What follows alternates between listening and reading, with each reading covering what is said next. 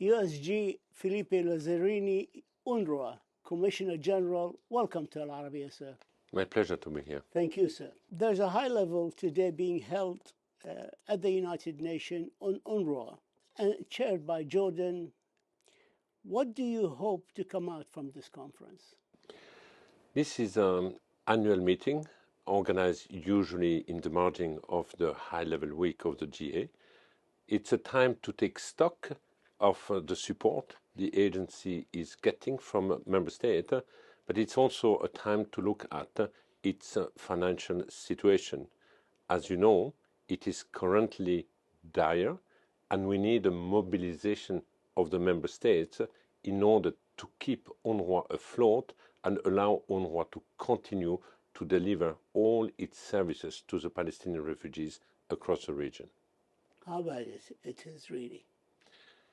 What we are seeking for is 200 million for the coming months. Now, I know that we will be able to process our salaries in September. This is thanks to the fact that the agency has put in place a very drastic austerity measure all around the year. But I will have to tell the member state today that if we are not receiving new fresh money, the agency will have absolutely no other choice than to implement additional austerity measure. I'd like to move to the two-state solution conference, which was held last Monday, and more countries have chosen to recognize the Palestinian state, as we all know. Many say the conference and the recognitions are symbolic, and that there is no future for the Palestinian independent state. Is the two-state solution still applicable? And most importantly, is it still feasible? We have to prove to the skeptic that it is more than a symbolic recognition.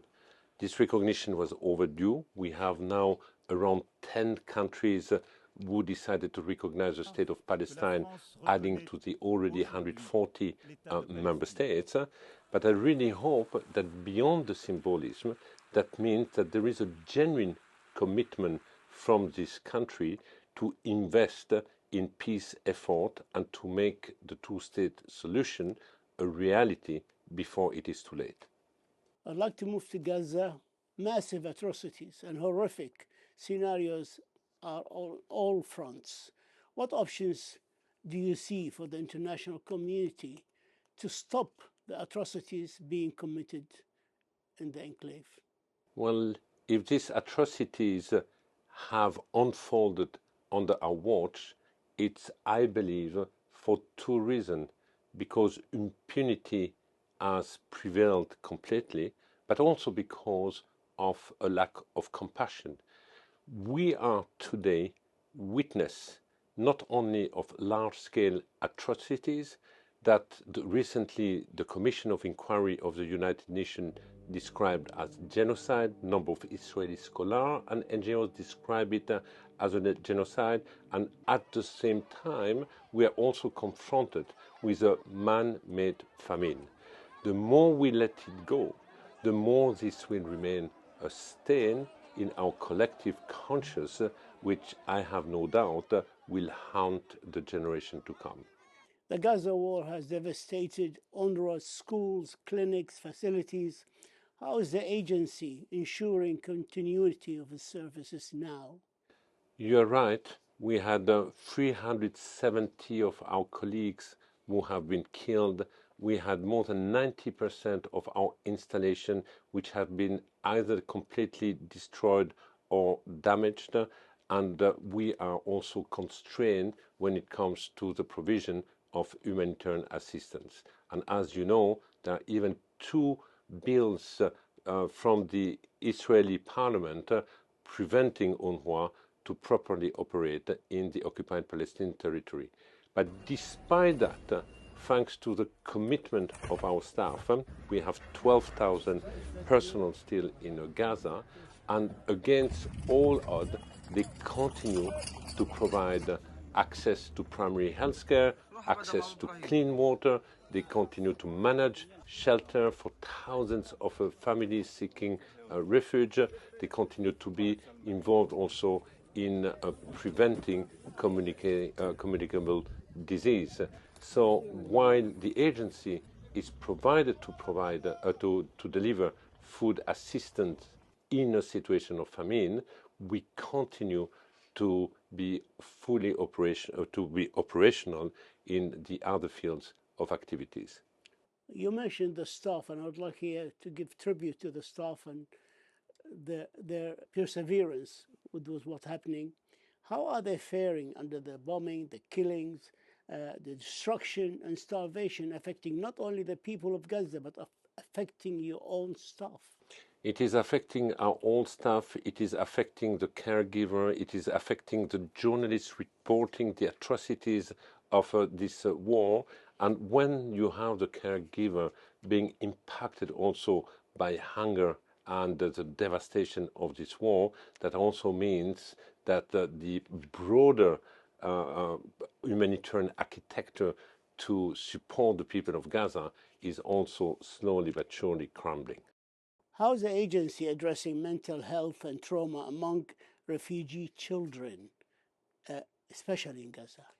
Well, it's a difficult question. I will not pretend that we can provide a proper psychosocial support to the people in Gaza, because even those providing this support require similar support. But when it comes to the children, we have a number of remarkable individual initiatives of teachers or group of teachers trying to provide a safer space for the children and trying to provide in this absolutely abnormal environment some sense of normality few years a day. You have been warning about a possible famine in Gaza since 2024, and now we are there. Earlier this September, you said there's a risk we will get used to deliberate and manufactured famine, man-made famine. Can you elaborate more? Well, our warning has definitely fallen in deaf ears, because we were warning about the spreading of hunger, deepening of starvation, and we said famine is on the door. Now, a few weeks ago, the famine has been declared by the world expert on nutrition. It's unbelievable. Gaza, imagine Gaza, a society of merchants, a society which is so close to the abundance of food, all of a sudden victim also of the famine. We have reportedly now more than 400 people who have died because of the famine. And on top of that, we have thousands of people who have been killed while desperately seeking for food assistance. And yes, my fear that we start to get news is unfortunately also becoming reality. A famine being declared has for the time being triggered outrage and expression of condemnation, but it has not yet been translated into action, imposing a ceasefire and finally imposing access, humanitarian access to all the people in need. If it is a fabricated famine, it can be addressed through political will, and political will means we have to flood Gaza with assistance the same way we have done during the ceasefire in February and March. It's amazing how the world stands helpless watching people being starved. I think people in the street, public opinion, feel helpless. But I remain convinced that government decision maker should not feel helpless, because in many other contexts in the world, when they witness what they see, they have a toolkit that they can start to implement.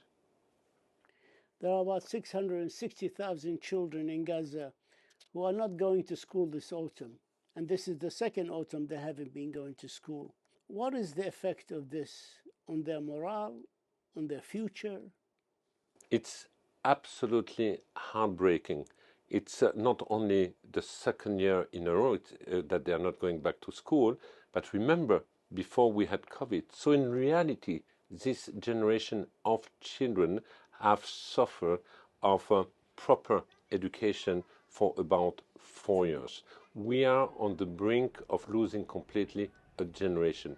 I remain convinced that if tomorrow we have a ceasefire, a top collective priority is to bring them back in an education environment. Because if we do not do this, that means the future will be nothing else than deep trauma, people living in the rubble. It can only fuel resentment and sow the seeds for more extremism, radicalism, and violence. What are you able as UNRWA to do now with all the restrictions, with all the destructions of your facilities, schools, and what are you really able to do? Now, we have UNRWA in Gaza and UNRWA across the region. Across the region, in Lebanon, in Syria, in Jordan, our activities are running. Our schools are open, our primary health center are open, and we deliver critical services to the population. Now, when it comes to the West Bank, the same. We have reopened our school despite the presence of international staff, and all our health centers are properly running. Gaza, obviously, schools have been completely destroyed. People are living in the rubble. The main concern on a daily basis is to find food or water. Everyone is in a survival mode in Gaza. Our colleagues, our staff are sharing, in fact, the same plight than the rest of the population.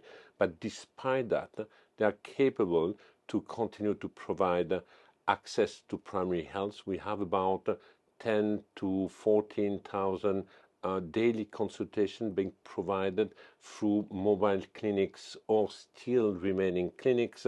We are doing nutrition screening for the children. We are ensuring access to clean water. We have a team still dealing with waste management in order to prevent communicable disease, and we are also providing some psychosocial support in our shelter for the children. Basically, against all odds, our colleagues still succeed to alleviate somehow the extraordinary suffering the people are going through. UNRWA neutrality has been called into question. Some 15 countries have cut or reduced their funding. Most of them have come back. You also faced attacks in the media and demands for your resignation from Israel, which has restricted your entry visas. Did you think at any time your life was in danger? And how do you look back at this period of your great career as a humanitarian? No, I did not feel at any time my life would be in danger. I'm much more concerned about the life of my colleagues in Gaza, who are really exposed to life-threatening situation constantly, day and night. Now, you're right. There have been a number of attacks against the agency, against myself, but I kept saying, don't make the mistake to believe that these are just attacks on UNRWA. These attacks on UNRWA are politically motivated to start with. They are attacked because the ultimate objective is to strip the Palestinians from the refugee status. But we have seen later on that other agencies or anyone speaking out, promoting, in fact, international humanitarian law, anyone informing and drawing the attention about famine or the atrocities have also been under similar attack or disinformation campaign. Now, looking back, I have never ever seen such a brutality, such a demonization and dehumanization of a population. In fact, the Palestinians have been completely devalued, and what I'm struck the most is this extraordinary lack of empathy and compassion. The United Nations General Assembly is scheduled to renew the UNRWA mandate in December this year, after, of course, it expires in the 30th of June of 2026, with funding issues and Israel's effort to obstruct UNRWA in Gaza and the West Bank. How contentious do you think the renewal will become? And do you think there is any chance UNRWA will not be renewed at all? No, I truly believe that the mandate of UNRWA will be renewed. Look at the New York Declaration of last week. There is a central role, in fact, being given to UNRWA, and it is also clearly highlighted the indispensable function the agency is carrying on. So I really expect that the mandate will be renewed. There is no reason that this will be questioned. My fear is that it might be renewed, but without matching resources being provided to the agency. We have to make sure that it is not just a rubber stamp exercise. We have to make sure that if we continue to be considered as essential, that the resources, because we should never forget we depend on voluntary contribution, be provided to the agency. You know that I went a few weeks ago to Cairo to the ministerial meeting of the Arab League, and I have also advocated with the countries of the region to make sure that their political support be also translated into generous resource. I have reminded that in reality it's not just the traditional donor base or the withdrawal of the US which put UNRWA in the situation in which we are, but we have also seen a significant drop of contribution from the Arab country to the agencies by 90% between 94 and 95, ending up as of today to only 3% of the income of the agency. It's a big decrease in funding by 90%. Were you given any reason for such a drop in financing UNRWA? There can be many reasons. Now, we have not ended the year, so I really hope that the conference of today will yield some surprise, positive one. I really hope that between now and the end of the year, we will find ways to bridge the financial gap. And I also truly believe, being part of all the discussion related to the global alliance of the two-state solution, that there is a common understanding and interest to keep the agency afloat, because if today there is a political path, the agency is an extraordinary asset. We can contribute a lot. We can contribute to build, for example, capacities and empower future Palestinian institutions. But for that, of course, we need a political path to kick off. You've announced in August that you will step down at the end of your term in March 2026. How do you reflect on UNRWA's legacy during one of the most turbulent times in Palestinian history?